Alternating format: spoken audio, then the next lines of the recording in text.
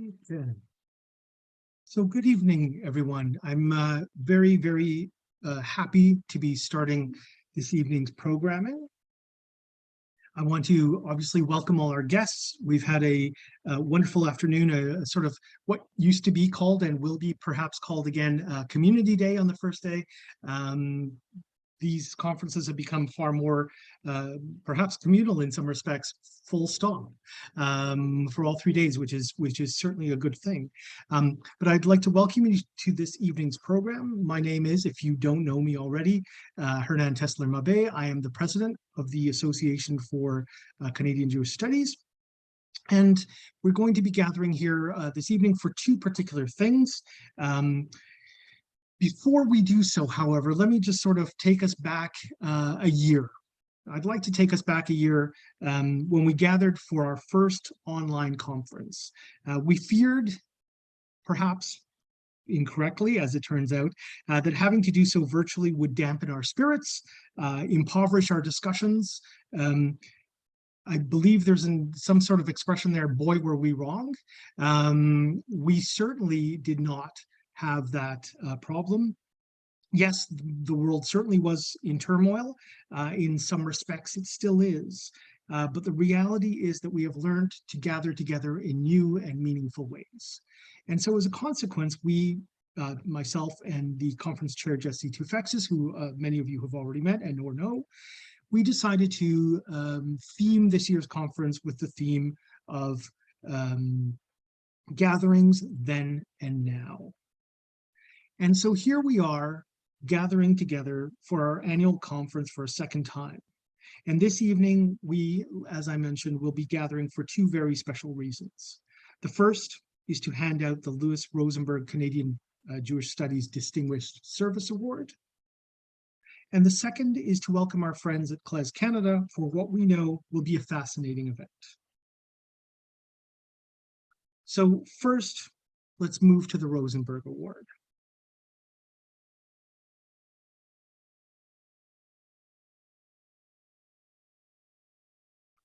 Since 2001, we have the Association for Canadian Jewish Studies has been awarding the Louis Rosenberg Award to recognize a significant contribution made by an individual, by an institution, or a group to Canadian Jewish studies. We are delighted to announce that the 2022 Louis Rosenberg Award is being awarded to Michael Brown. I would like now to introduce David Kaufman, colleague from York University, who will say a few words about Michael Brown and his accomplishments, and then we'll work our way through the subsequent presentations. David, take it away, please.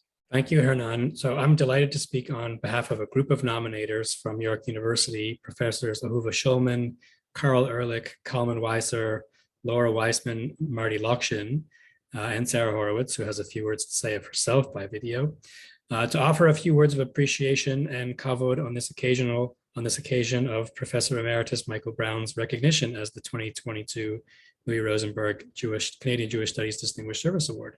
So it's an honor for which he is eminently due, given his truly superlative accomplishments over the course of his impactful career and lifelong contributions to Canadian Jewish studies.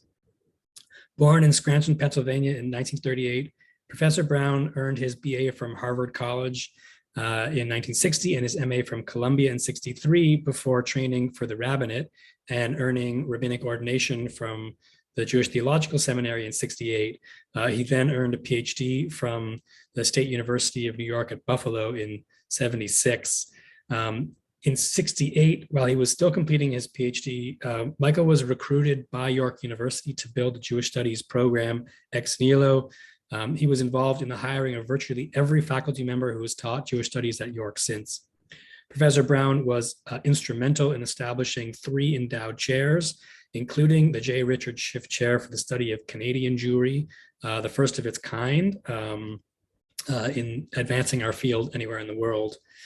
The Jewish Studies program he built eventually became York's Israel and Golda Koshitsky Center for Jewish Studies, which he served as director from 1995 to 2002. Michael Brown is a pioneer academic in Canadian Jewish studies, voluminously published in a range of areas, including history, literature, political science, and education over the span of more than a half a century. He was one of the first to teach any course on Canadian Jewish life at a university and has supervised and mentored countless students and professionals who went on to serve the Jewish community in a variety of academic and professional capacities. He's also exercised leadership in a truly impressive array of academic, communal, and public arenas for academic Jewish studies nationally and globally, and for the Jewish community in the Greater Toronto area and really across the nation. And for this, his work has drawn international attention to our field. At York, he developed and taught some 24 courses to thousands of students at all levels of the curriculum. These included American Canadian Jewish literature and history courses on Zionism, modern Israeli literature and society, Greek and biblical traditions, the final solution, and problems in Judaism, historical, literary, and methodological uses of Jewish history.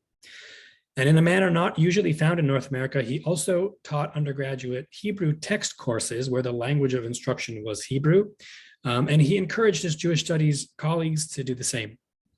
Among the many MA and PhD students he supervised and mentored are the career scholars and teachers and researchers Joe Hodes, Jeremy Stallo, and Frank Bialystok, as well as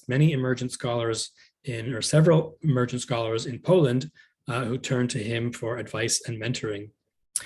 Professor Brown contributed much to the advancement of Jewish education in Canada in particular. He helped establish the program in Jewish teacher education, a program mounted jointly by the faculties of education and liberal arts and professional studies at York. As a coordinator of this program for several terms from the late 1970s through the mid 90s, he was, of course, instrumental to its success. He published work on Jewish education, including Teaching Teachers with Alex Pomzin and Sidney Eisen in the year 2000, Creating the Jewish Future with Bernie Lightman, a book that was translated into Russian, and Approaches to Anti-Semitism, Context and Curriculum from 1994, all of which are highly influential. His leadership activities included his role as liaison between the Faculty of Education and the Holocaust Remembrance Committee of Canadian Jewish Congress.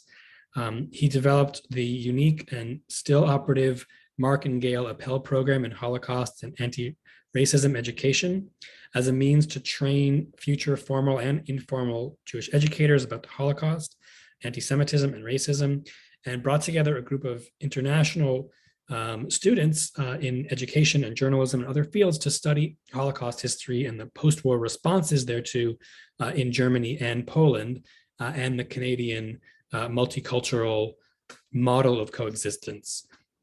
In addition to his primary work as a scholar and teacher at York in the departments of humanities and the Department of Language, Literatures, and Linguistics for over 4 decades, Professor Brown served in leadership roles for many Canadian Jewish academic organizations, including our association, the Association for Canadian Jewish Studies, from which he served as president from 1995 to 2009. He served as a visiting professor at both the Institute of Contemporary Jewry and the Canadian Studies program at the Hebrew University in Jerusalem, including a stint as the chair of Canadian Studies there, at the University of California at San Diego, and at the U of T.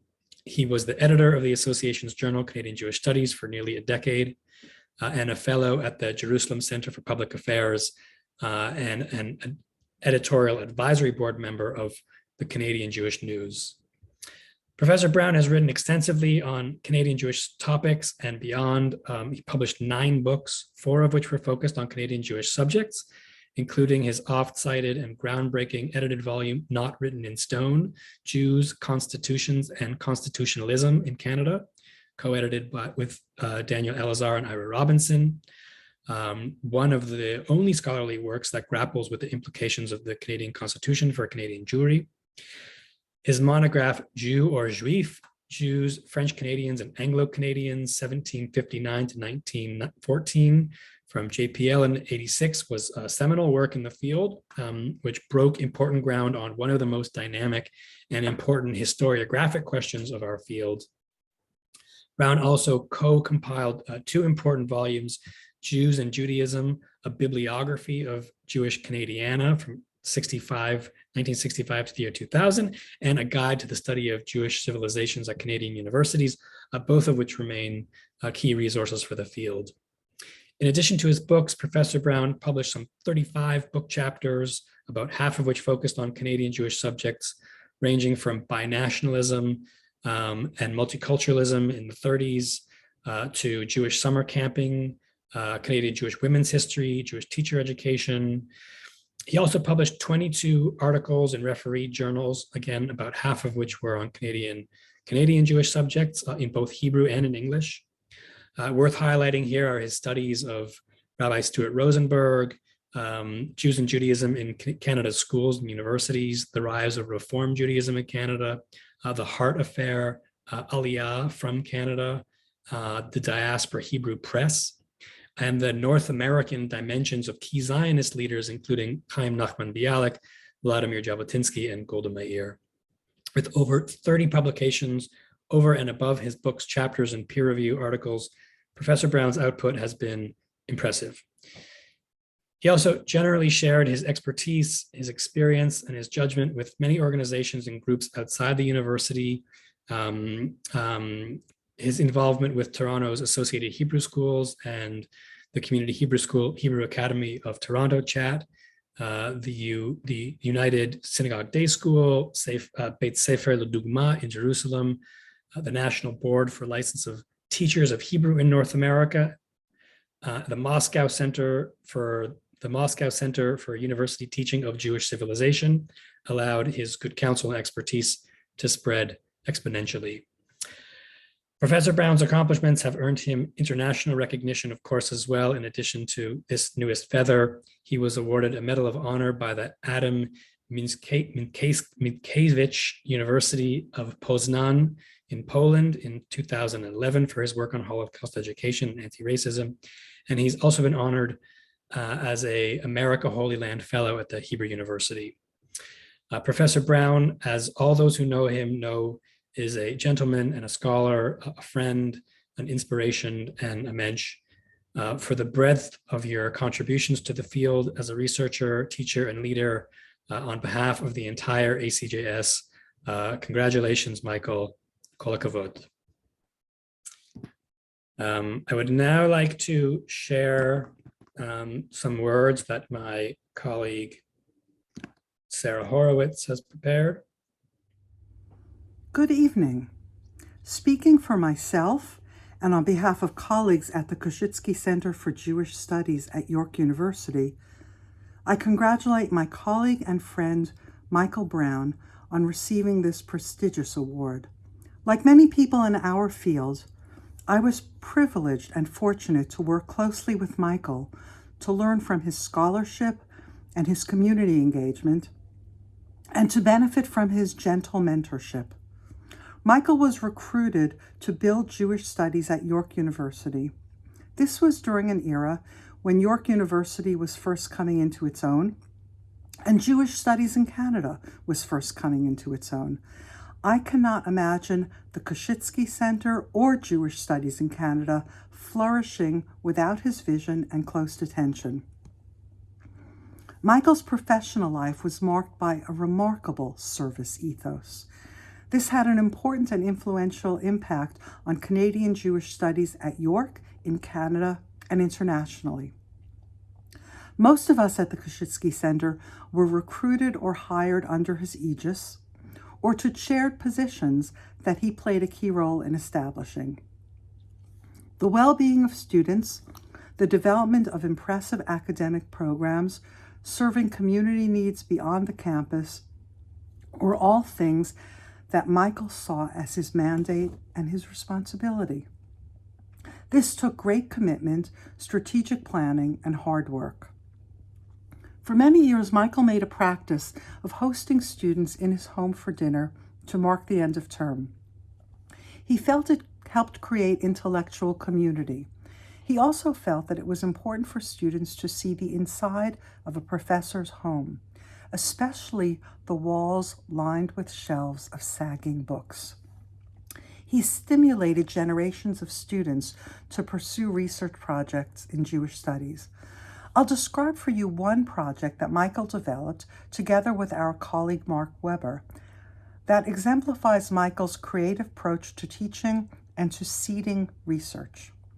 In a program called Learning from the Past, Teaching for the Future, a program that came to be referred to as TFTF, a group composed of Canadian, German, and Polish students would spend a month together traveling to historical sites of Jewish life and Jewish death in Poland and Germany. The students would learn about the rich and complicated history and cultural life of Jews in these countries. They'd learn about Judaism, about anti-Semitism, and genocide. There are many travel courses about the Holocaust, but several things made TFTF distinctive. The group would meet with educators, local memory groups, community organizations, museum curators, and other students. They would place the past in the context of issues connected with migration, minority rights, ideas about the other, and think about how ideas about the past morph and how they influence contemporary ethics. The students themselves brought with them their own conceptions of the past, based in some measure on different sets of national memory. In negotiating with one another conflicting ideas about the past, they came to see these important issues not simply as academic. To complete the course, the students completed research projects. Some worked individually, but most worked in collaboration with other students from different countries. Half a year later, the students reconvened, this time in Canada. Here they studied the Canadian model in the same experiential way. They looked at contemporary Jewish life here, placing it in the broader Canadian social and cultural contexts.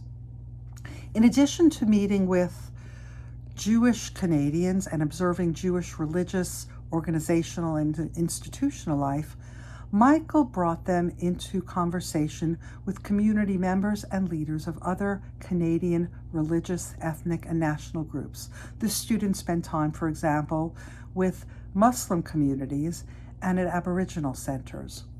The intellectual labor and sheer labor that Michael invested was extraordinary, as was the outcome of the project. Alumni of TFTF credit the program with inspiring them to pursue graduate degrees that bore on aspects of Jewish studies, and Canadian Jewish studies.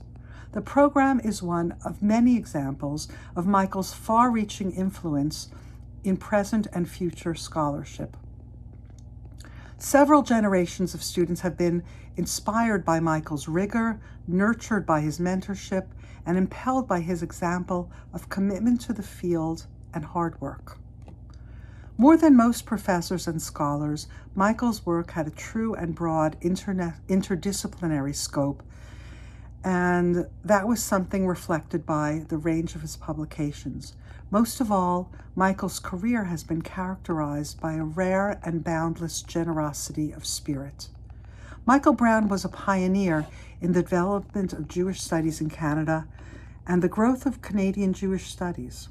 On behalf of his colleagues and his friends, I congratulate him on the many achievements that are being celebrated by today's award and that have inspired us throughout his career. Michael, Mazel Tov.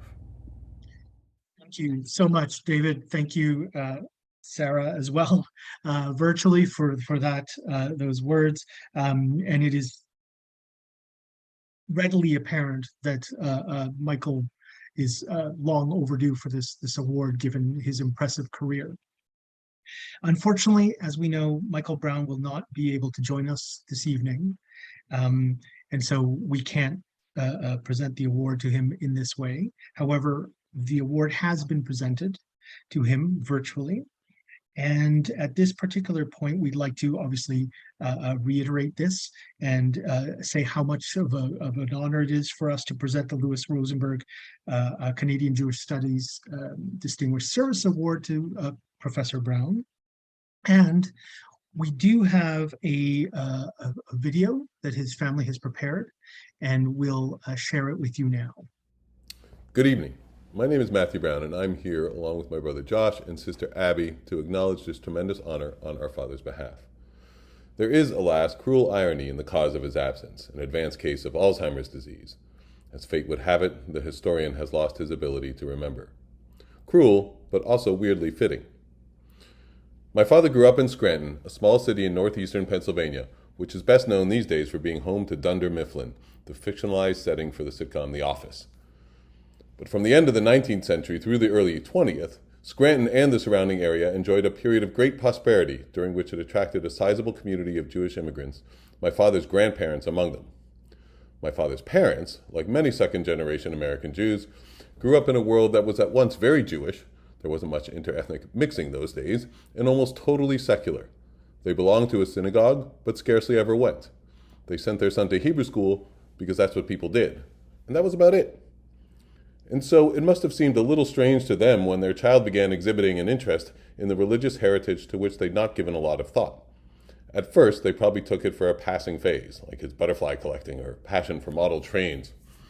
Before long, however, it would become abundantly clear that this Judaic awakening was much more than a whim. By the time he left home for college, my father was a confirmed counter-assimilationist, keeping kosher and observing Shabbat. To the casual observer, this voluntary assumption of constraints might appear baffling, even perverse, especially from a teenager. In my father's eyes, however, the practices he adopted were neither voluntary nor constraining. Quite the contrary. To him, there was something profoundly liberating in the connection he was establishing with his people's past. Through Judaism, he had discovered himself. He'd found his identity. Not eating bacon was a small price to pay for being able to know who he was. This idea that we must know where we can't come from to know who we are has been one of my father's animating beliefs, a core principle which informed both his professional and personal lives. He realized, of course, that this process wasn't simple. His first book, Jew or Juif, explored the question of why Jewish immigrants to Montreal chose to identify with the English-speaking minority rather than the Francophone majority. His second book, The Israeli-American Connection, examined the crucial period in the divergent development of the two dominant strains of contemporary Jewry. In both cases, European Jews were compelled to recalibrate their identities as they adapted to new worlds and environments. As my dad's scholarship clearly shows, he understood that identities evolve and that the present plays at least as strong a role as the past in making us who we are, perhaps even more so. But if anything, this fact only served to underscore the value of connecting with one's past. The ties provided protection against the psychological whiplash and internal confusion that life's changing circumstances are apt to induce. The abiding belief in the importance of roots was one of the key sources of my father's strong affinity with his adopted homeland. In 1968, directly from their wedding, my parents moved to Toronto so my father could take up a position, the only job he'd ever had, pretty much, in the Department of Humanities at the fledgling York University. Everything about the situation seemed temporary. They were in a rented apartment in a foreign country at a university that was easily mistaken for a construction site. And my father didn't even have his PhD yet. But they quickly found a home here, in large part because of the country's values, where the American melting pot ideal was built upon the premise that identity was fundamentally malleable. Canadian multiculturalism reflects awareness of the role that our origins play in making us who we are. And instead of attempting to forge a single identity out of its diverse ethnic and religious strains, it celebrates the differences and views them as a source of collective strength. More than anything else, the accomplishments that we are celebrating today, my father's invaluable contribution to Canadian Jewish studies, reflected his determination to enable others to forge the same kind of connection with their Jewish roots that he was able to forge with his. There were his classes, of course, through which he connected with several generations of students, a good number of whom became lifelong friends. And then, of course, there were the institutions that he helped to establish, the Jewish Teacher Training Program and the Center for Jewish Studies. In different ways and through a variety of means, he worked to ensure that future generations of children and university students would have the opportunity to make the same sort of empowering discoveries that he did. Which is why, alas, his current affliction is somehow so fitting, his final lesson, as it were. The condition from which he suffers is a reminder to us all just how lost we are without our memories, how much of our identity as human beings depends on it. Thank you. Tremendously poignant words. and something that we should all try to remember. And I, once again, I want to reiterate just how, to congratulate Professor Brown, his entire family as well, for not only the receipt of the, of this award, of the Louis Rosenberg Award, but frankly for his contribution to the field and the way that he has inspired us. And we thank you from the bottom of our hearts. Thank you.